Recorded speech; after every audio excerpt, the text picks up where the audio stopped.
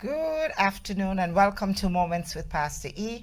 This is Pastor Idris Webb coming to you from Randolph, Massachusetts. It's so good to be with you. Always a pleasure to come into your homes. Those of you who are on Facebook Live, I ask that you subscribe, share the broadcast so that, your friends could know that Pastor E is in the house. So good afternoon. It's a beautiful afternoon. I mean, it's spring, so I hope you're out and about and enjoying some of the nice weather. If not, well, just keep watching Moments with Pastor E. Father, we thank you for this privilege of being here. Thank you for your goodness and your mercies. Thank you for all that you've been to us. We just give your name honor, we give you praise, and we give you glory in Jesus' name. Amen and amen. So, this afternoon, and as you know, those of you who've been following me, I always say my guest is special. So I have a very special person here with me. I have just met her for the very first time. But those of you who watched the broadcast a few weeks ago, her sister, Miss Anjali, was on talking about safety in the home. And so I have the pleasure of having the doctor, and I'm going to give her a few minutes to introduce herself, because like I said, I've just met her for the first time, but I feel like I've known you forever. There's some people you meet, they're so easy to talk to, so we're friends already, right? Okay, so I'm going to give her a minute just to introduce herself, tell you who she is and what she does and all that good stuff, and then we'll have real conversation. Oh, great. Well, my name is Premilla Deck. I practice in Canton. I'm a family law attorney. I'm also a clinical social worker, and I have a PhD in social work. In my business, I have a boutique forensic mental health practice, and what we do is we focus on high conflict divorces. So people who are in the family courts, mostly high conflict divorces, but people who are in the family courts who are having trouble separating their family in a collaborative way, in a way that really doesn't harm the children. Research is pretty clear that it's not really divorce that will cause harm for your children. It's the conflict between parents that will cause harm, or that may cause harm. And so our goal is to really surround that family and help them through that difficult change. And that could be supporting a child and understanding that they have two homes now, but still one family. It could be helping parents learn how to communicate with one another or make decisions with one another. So I function in that role, and there's a couple of branches that, like different services that we provide to help with that role, but really our goal is to help people transition to a new family life. All right, you got it. You know her now, right? Okay. So, you may be wondering, so why did you bring this lady on? I'm wondering the same. You must be wondering, but I don't think I think you have the answer, because you know that this particular show is not one that I come on and preach, but I understand that life happens and we're all living lives, and our spiritual life, our physical life, and our mental state has to all line up. So we can talk spirituality all day. We can talk about the goodness of God all day, and that is good, and we can talk about prayer. But we also have to talk about the things that affect us as human beings. And as you know, there's the scripture that undergirds this broadcast, and it's in 3 John that says, I wish above all things that ye prosper and be in good health as your soul prospereth. So all of these pieces must work in tandem so that we are whole. Okay? So why do I have you here? Tell me. So the pandemic happened. Yeah. I mean, divorce is not a new thing to anybody. Right. I mean, this has been going on for eons, for ages and ages and ages. People come together with all good intentions. Yeah. And somewhere along the line, something happens. Yeah. Life changes, people change, people grow apart, and all that. So divorce happens. But we're focusing now on around the pandemic. That seemed to have caused a lot of things to come crashing down. Because, you know, I was reading that most people file for divorce around September and December. So March was when the pandemic, like everybody got closed in March. Right. They lasted a couple of months and they're like getting right, out. Right. And then they were saying too, September, Yeah. people were together, families were together the whole summer. Yeah. And in December, people are together for Christmas. And then after that, people are just spending way too much time together, which is what's supposed to happen. But then that sometimes take a toll on families. Yeah. And we see a lot of that during the pandemic, where people have just couldn't do it. Yeah. Can you speak to that a little bit? Yeah, there's a couple of things that come to mind when you say that. So for families that weren't divorced, that weren't already separated, it was a pressure cooker, right? So there might have been some stress. Everybody was stressed. I don't know if you remember like those initial days. Like, oh my goodness. Am I supposed to test? Am I allowed to go to the grocery store? Do I go to CVS to get, like, do I leave my house? Do I have to, you know, people like wiped down their groceries. Oh my goodness. Like it was really scary. Did. Yeah. I did. We were coming home. Right. And I have a daughter who is like, oh my gosh, you had to wipe don't make the mistake of putting one thing away without wiping it down.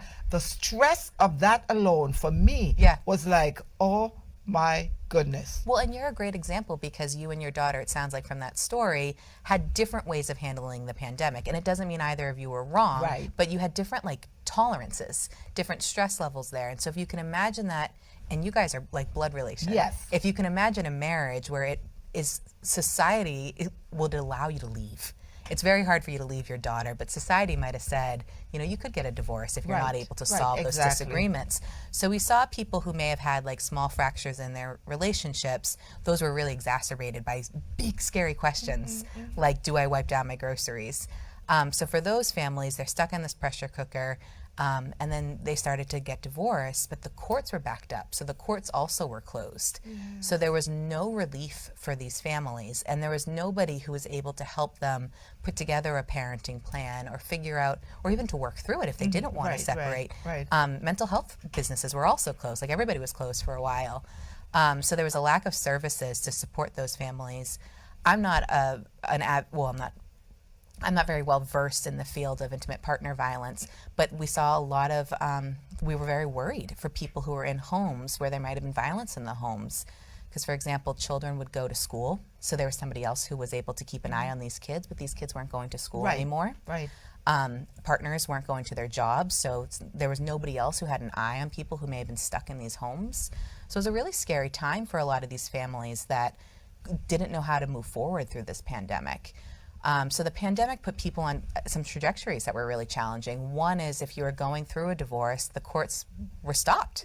So how do we even move forward, even if we're not all divorces are bad. In fact, most divorces go okay. I work in the top 10% of divorces. So 90% of your divorces, within a couple of years, it's pretty normative conflict, right? Like we can get along, we're okay. But there's this small subset, about 10%, that are in protracted conflict. They are always in court. They are always fighting.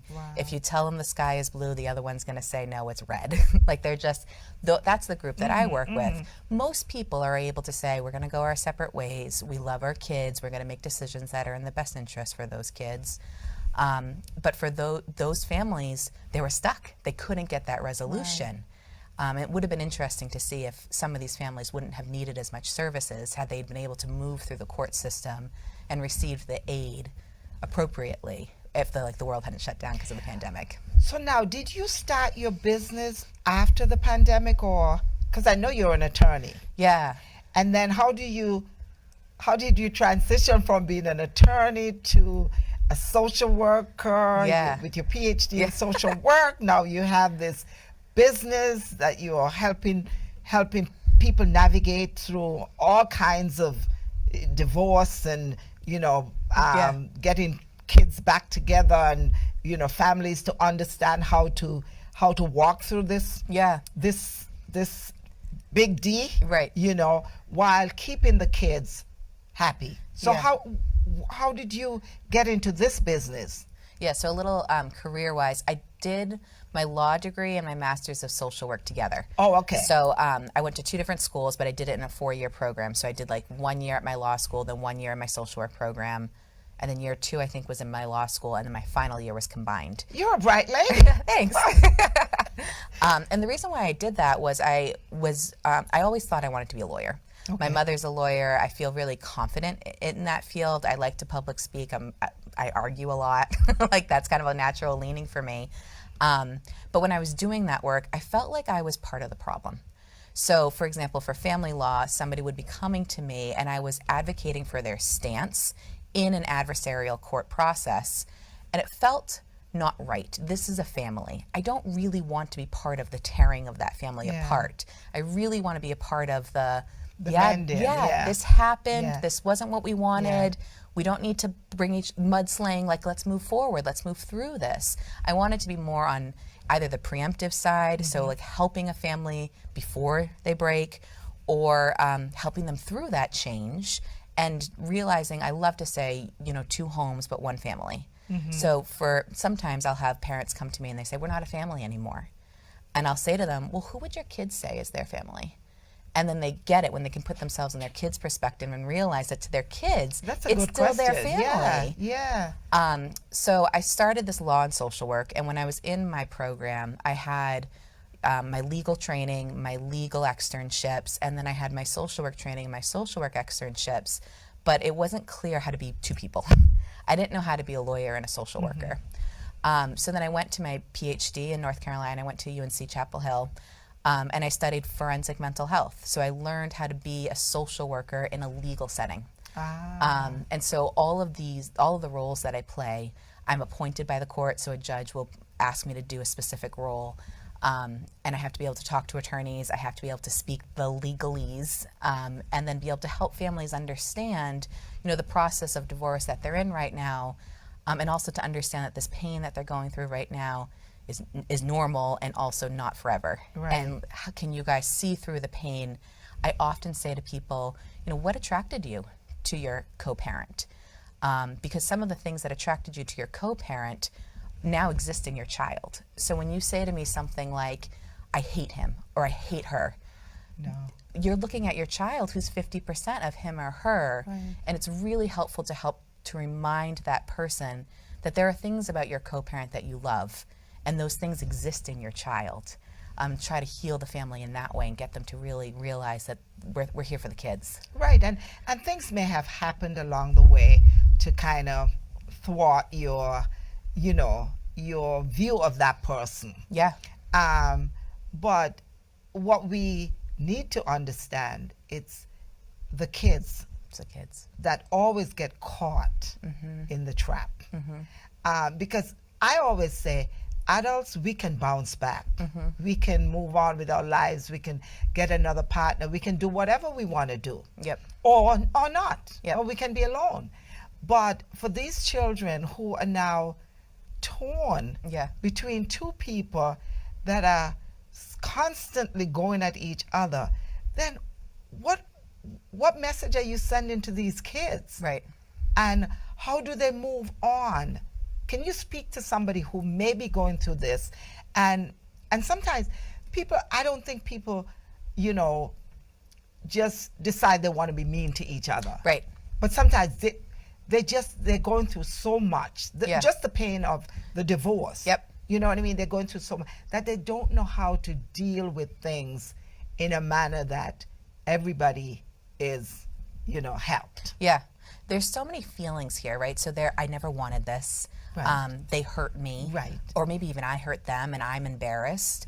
Learning how to talk to your co-parent. So I'm angry with you right now. I can't talk to you right now. Let me call you back in 5 minutes. Giving each other distance in that regard. And then people forget that the children are also beings. I know. And so you have children, and so you may remember teenagers lie. And so I have a lot of cases where mom will say to me, my child is saying A, B, and C. And then dad will come to me and say, no, she's saying X, Y, and Z. And I'll look at them and I'll say, she's probably telling you both what she knows you want to hear. And even in intact families, that happens. But if you're co-parents that aren't talking, then these kids are, or they can get stuck, right? We can lose them in the cracks because the parents aren't talking. These kids are maybe telling two stories, not because they're malicious, but because dad's been hurt. I don't want to hurt him any further. Let me take care of him. Mom's been hurt. I don't want to hurt her any further. I can take care of her. Or even, I just don't want my parents to argue anymore. I'm just going to tell them what they want to hear. Right. And then suddenly these parents thinking that they're doing what their kids need because my kids told me A, B, and C, and my kid told me X, Y, and Z, they're suddenly in conflict. All because, these kids are another person in this game. Right. So letting the kids know that they don't have to take care of their parents, that mom and dad have got this. You be a kid. Letting parents know that the best thing you can do for kids is to keep the conflict away from them. Right. So if a child says to you something even silly like, I want to have purple hair. If your child says to you, I want to have purple hair, if you say yes, but dad says no, suddenly the kid knows who's the good guy and who's the bad guy. Right. And the best thing you could do in that situation would be to say something like, great, mom and dad will talk about it and we'll get back to you. Right. And then you're keeping all of this conflict away from the kids. They know nothing. And then you come back and you say, mom and dad have talked about it and you can have purple hair. They don't know who the good guy is. They don't know who the bad guy is. And they just get to be a kid. Right. They don't have to worry about, did I make dad feel bad because I asked for purple hair? And same thing with can I go to Paris? Can I travel? Can I join hockey? I need a math tutor. All of these things, mom and dad will talk about it, or mom and mom will talk about it, and we'll get back to you. Allows the kids to just be kids. Yes. They're not managing adult feelings. Right. And people need to know, and I'm going to let you tell people exactly where you are and what you do. And, Sure. So, because people need to, give themselves permission to seek help. Yeah. And I think this is one of the biggest things, especially in our Christian community. Yeah. Because I grew up, I'm a pastor's kid. Yeah. So I grew up in a pastor's home, and in the church where everybody would say to you, well, your issues, you can pray. You can. Yeah. I believe in the power of prayer. 100. Yeah. 100%. But I do believe, and I speak about this all the time on my show, that I do believe that God has given people like you the wisdom to deal with these situations. We can pray. Yeah, go ahead and pray. But, as you go to your PCP, if you have a headache this morning that's totally unbearable, you will not sit there and decide, okay, I'm just going to sit here and maybe it will go away. But you're going to find your doctor and you're going to say, well, I'm consistently having these headaches and I don't know what it is. Right. Can you help me? Right. But when it comes to our mental health in our Christian community, there was always this stigma that you shouldn't go outside of the church to find help, which is completely, and I think we have come a long way on that. People understand now. I mean, because I have gone to counseling and I'm not afraid to tell anybody that. You know what I mean? Because counseling did save my marriage along with prayer. You know what I mean? Yes. So, people need to give themselves permission that there is the help out there. And they can get it. Right. It's so interesting. The stigma in the church maybe, but also just in our society. Yes, it's our outside society. of the Yes, church yes. too. And your example even of okay, I have a headache, I'm going to go to my PCP. Outside of there's something wrong with my physical body, I need to go to the doctor, there's also preventative care. Yes. So you go to your doctor annually anyways. Right. So people can engage in preventative mental health. So going to couples counseling to check under the hood. You have many, many years with your partner, and there are many changes. One of my favorite quotes is something like, you remarry over and over and over again, right? Because the person, I got married when I was 24, so almost a decade ago. So the person that I married a decade ago is different. It's not the same person. It's not the same. So I have to choose him over and over again. Yes. And there are going to be times when that's challenging. Right. It doesn't mean my marriage is at risk. Right. It means we have to learn how to talk differently.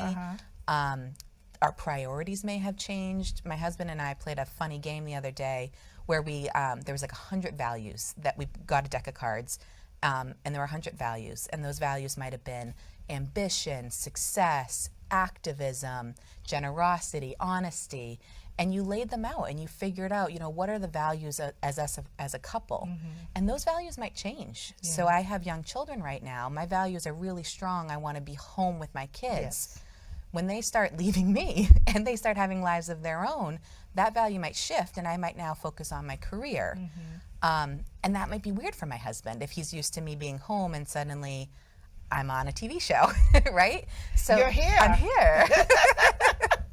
But so those are conversations. Yes. And so it doesn't mean if you get help, there might not even be anything wrong. It might just be, this is an important thing for me. My marriage is important. My relationship with my kids is important.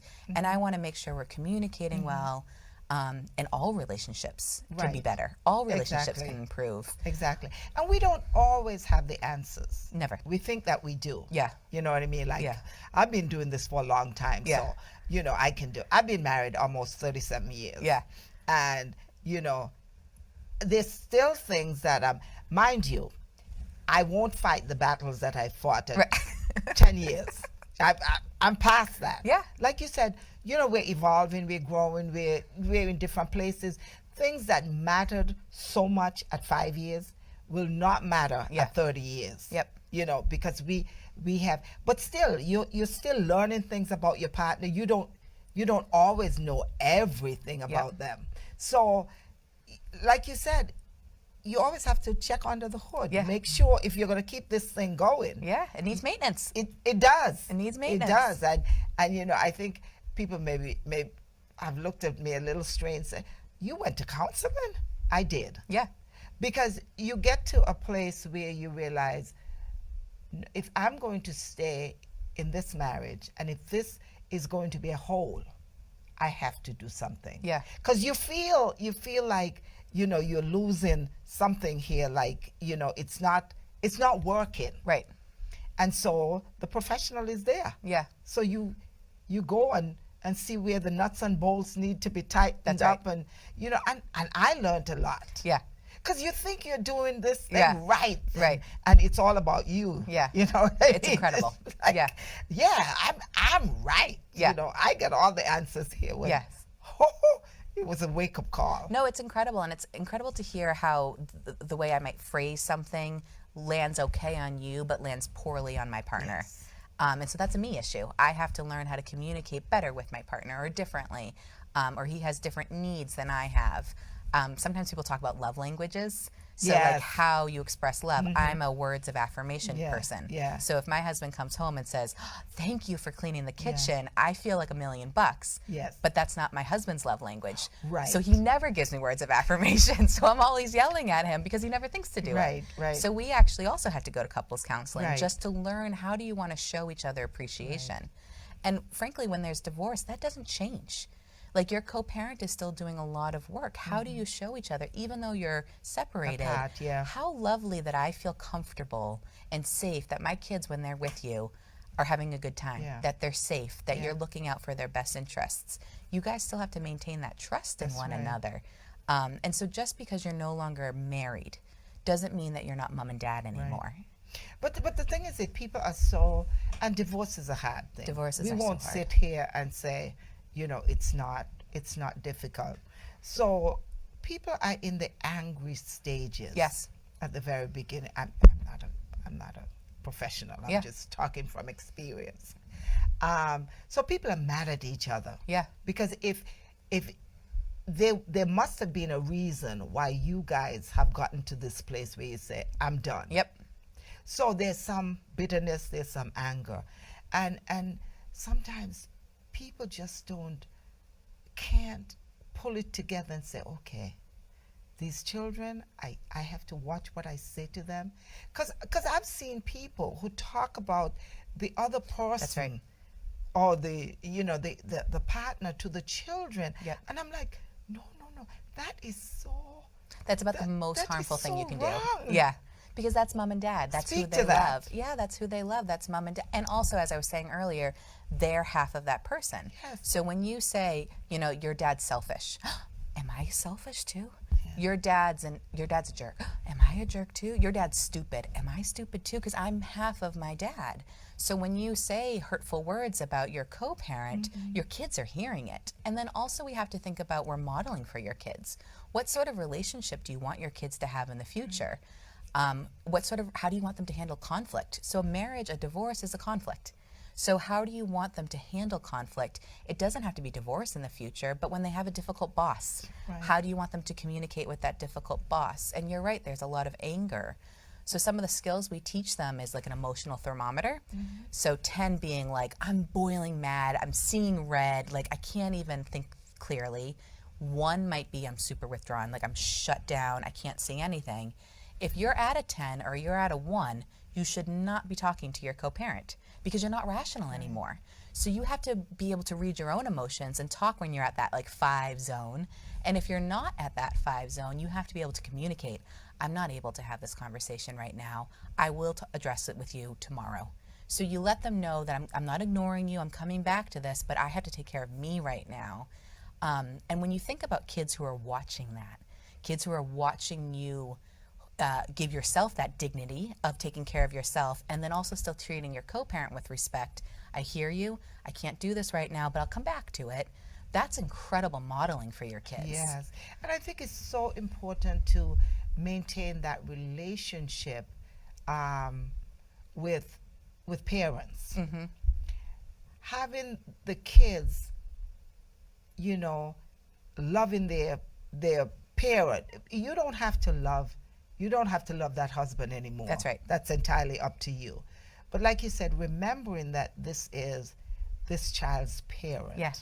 And will always be Yes. the parent. Yes. So no matter how you try to separate them, at some point in their lives, like you watch those shows, at some point in their life, they are going looking for that other parent. Yep. Whether they be adopted or whatever, in a foster home or whatever, part of them feels like, you know, there's something missing. Something I don't know, something I'm curious about. Well, and so right now with Mother's Day and Father's Day, I'm telling all of my clients, I don't care that you're divorced, but help your kids buy a Mother's Day present for them. Help your kids buy a Father's Day present. Not because you love the father or you love the mother, you don't because have your to. kids. Yes. Your kids want to bring something to mom. Yes. It could be help them make a card, but your kids feel special when they're able to give a Mother's Day card to mom or a Father's Day card to father. So that you're not doing it for your co-parent. And that's where people get stuck with me, is they'll say things like, she didn't deserve it. She cheated on me. She doesn't deserve that Mother's Day card. And you hear the anger, and I get the anger. And so you try to say, I understand, but the kid wants to give that card. And you can be the bigger person. And when we're thinking about our values and our spirituality, being that bigger person, being that one, that safe haven for the kids, that's your job as mom and dad. And like you said, understanding you're not doing it. It's not about you anymore. Nope. It's about those children. Those babies. Those babies. And oh my God, you want to do the best by them. You do. So however you can make them, you know, build that great relationship with the other parent, I mean, to me, that's everything. Yeah. Because these kids grow up to be wholesome, you know, adults, having their own kids. Yep. And God forbid that happens in their relationship. Yep. Like you said, how do they then deal with it? They'll deal with it the same way you did. Yep. They'll be obnoxious, you know, mad, crazy, and you know, the other parent will be like nothing. Yep. You know, but understanding that our children matter. And they're watching. Yes. So they're seeing it all. They're seeing, it's a reflection of you, how you're able to handle conflict, how you're able to treat people. And you want to show your kids the best. You want them to become, this world needs good, generous, kind, successful people in this world. And we as parents, we're those models. We're creating those kids. And divorce doesn't mean that those kids don't have that opportunity anymore. You can come together for the next generation. But it's not fair to them either. It's not fair. Because it's not their fault that we fell apart. Yep. It's not our fault, their fault that we fell out of love and we have to be in 2 separate homes. It's not their fault. Nope.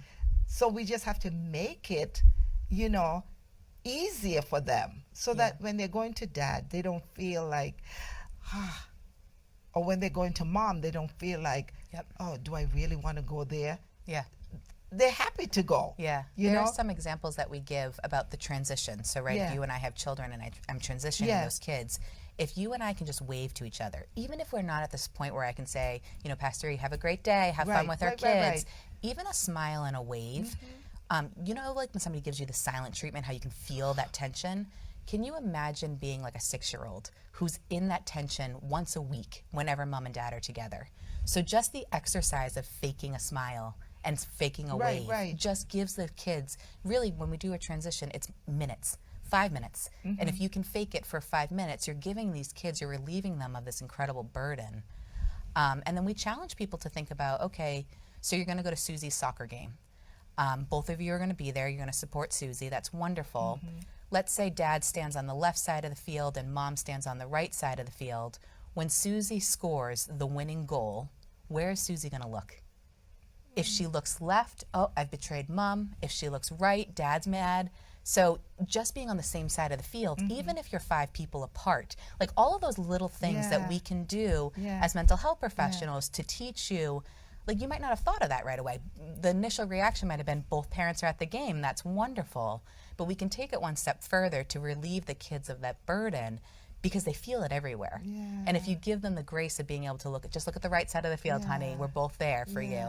It's pretty incredible. That is incredible. That is awesome. And you know what I like is seeing, you know, people remarry. Yeah. And both families are coming together. Yep. And why do they do that? They're not doing that because they want to be friends. They're doing that because of Kids. all the kids. Yep. You know, they now have these extended families and, you know, blended families, and, you know, they're making sure that the kids are okay. Yeah. So the ex-wife is friends with the current wife, Yep. and, you know, everybody's just coming together, and it's so beautiful. It's beautiful, and we try to remind people you're going to be grandparents together. So, like, when Susie has her first baby, do you want her to have to pick, you know, who's going to be at the hospital with me? Or on her wedding day, do you want her graduation? Do you want her thinking, can mom and dad behave themselves today? Or do you want her thinking, I'm graduating. It's my wedding day. Yes. Like, you want her to Yes. be able to live her life instead of worrying about, is mom and dad going to be able to handle this? Are mom and dad going to be able to handle this? So how do you cope doing this work? Do you My own personal self-care? do you love what you do? I love what I do. It sounds like it. But after you've seen all of this, because I'm sure you've seen both sides of the spectrum, how do you balance all of this with your own life? You're now leaving the office and you're going home to a husband and little kids. Do you feel like, oh my gosh, when I get home tonight, I'm going to hug these little ones so tight? Well, sometimes I joke that it makes my marriage stronger because I think, well, there are crazier people out there. Like, if I were to leave him, I couldn't, like, he's pretty good. So sometimes I think it makes my marriage stronger. But it does make me grateful. I have mom guilt, which is like, I could be home with my kids, but I'm instead doing therapy with somebody else's kids. So I try to balance that. So I actively take off like every other Friday. I started thinking like that would mean I would sleep in, but it really just meant that I wanted to be with my kids. I try to use the same skills that I would use with my therapy kids that I would use with my kids. So when my son, you know, really pushes my buttons, trying to make sure that I'm not in red or 1 before I talk to him, that I'm in that 5. And asking good questions. So I try to bring some of those skills. Self-care wise, I need to work on that. I feel like everybody needs to work on that. Everybody needs that. But I'm big on just snuggles. I love snuggles. Baby snuggles are the best. That's awesome. That is awesome. So you seem to love what you do. So speak to people out here as to really, can they get in touch with you? What can you offer them? Sure. You know, and all that stuff. So my office is in Canton. So we're SD Family Services. We do mostly court-involved families. So what that might mean are anybody who's touched by the family court. So it could be that you've been divorced many years ago. You're divorcing now. We work with kids. We work with the co-parents. We do family therapy. I also get appointed by judges to do really specific roles. So one role that I do is a child custody evaluating. Okay. So the judge will appoint me and say, you know, Premila, I'm having trouble making a decision on where this child should live and what the parenting plan would look like. So I do that work. I do something called parent coordination. Well, that's a challenging role, but the court gives me the small amount of judicial authority where if mom and dad can't make a decision together, I get to make the decision, and that decision is binding. Okay. I tell parents always, I don't want to be a third parent. I don't know your kids. I Right. don't know you. The way I raise my family might be very different than how you want to raise your family. So in those roles, I work really hard to help the parents come to agreements on their own. And then if they can't, I'll say, if you really want me to make this decision, you know, this is the way that I'm leaning. So broadly speaking, the roles we do are therapy, parent coordination, so helping co-parents Yeah. make decisions together, and child custody evaluations. And we're in Canton. Yes, she is on Washington Street. Washington Street, 793 Washington Street in Canton. And her phone number is 781-789-0676. It's Dr. Deck. That's right. And so anything you want to know about, if you're in the court system and you're going through a divorce or, you know, adoption too, right? Yep. If you're having trouble deciding, okay, what do we do with these kids? How are we going to manage here? You know, we're getting a divorce. We have these kids. We want them to be whole. We want them to be sound. Dr. Deck will lead you right. I'm sure you've gotten some nuggets from her this afternoon of how, you know, where you need to be. You can't be 10 and you can't be 1. I learned something. Yay. Yay.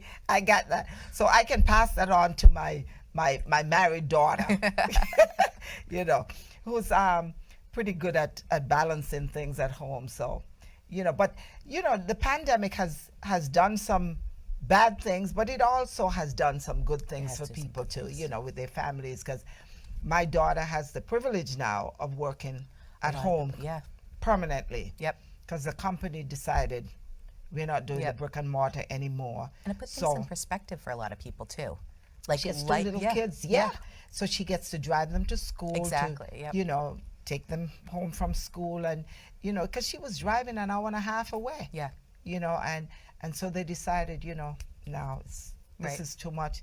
Let's do this. Yeah. So it has worked in a sense for some people, but others, unfortunately, that was not the case. You know, I was reading something very interesting that women had the false sense of security that when the fathers work at home, that they would help out some more during that time. And no offense to fathers, but they're busy working, and you know, mom still, she is the burden of everything, and that leads to, you know, the demise of the family and whatever. So, you know, it was a really sad time for people, but we're so fortunate that we have people like you who could put us back on the right track. And you know, fortunately I didn't have little kids to deal with at the time. We were in lockdown, and you know, it was like my daughter was finishing college at the time. Wow. And you know, my husband got sick. The 3 of us were down with COVID all at the same time. Oh no. So we really bonded over COVID. So I think that brought us closer, because we were the 3 blind mice, you know, like just living Save me. Who's gonna give me some water? Are you gonna give me some soup? So, you know, so thank you so much. Thank you for having me. This was really great. But I'm gonna give you the last word. Okay. So whatever you want to say to people, whatever little bit of advice you want to give, or say, come see me, come see Dr. Deck, whatever. Definitely come see Dr. Deck, but also you cannot be a good parent if you are a lousy co-parent. I'll leave it there. We love that. Drop that mic. Drop that mic. You can't be a good co-parent. Good parent. Good parent. If you're a lousy co-parent. Lousy hashtag. Hashtag. Yeah. Drop the mic there. So please take that advice. You know, be a good parent. A good parent. And a good co-parent. Yes. And always keep in focus the children. Because like I said before, we all can go on as adults. We're tough, you know, we can, They even have though one we're hurting. childhood. They have one childhood. Yeah, they have one childhood.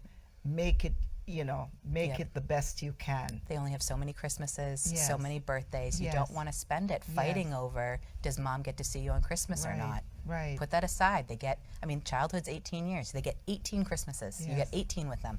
Yeah. Make it count. Yeah. And that affects how they treat you as well. Yeah. As because you get older Yeah. Do they want to be around you? and they look at you and they say, You were mean. she's so mean and ugly.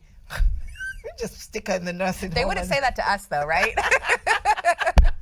I hope not. We'll just stick that one in a nursing home somewhere.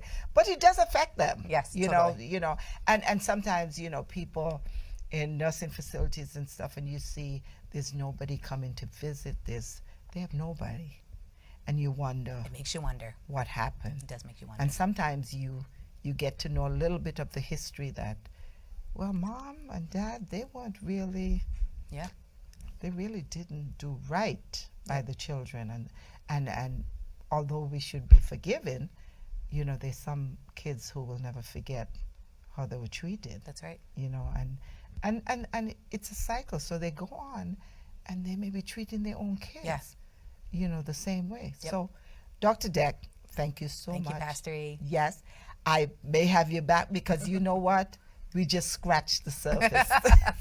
Thank you. This afternoon. So thank you so much for accepting the invitation. And to all of you out there, thank you for joining. And I just want to say, may the Lord bless you and keep you. May the Lord make his face shine upon you and be gracious unto you. The Lord lift up his countenance upon you and give you peace until next Saturday at 3 p.m. Pastor E saying, I love you. God bless. And thank you again.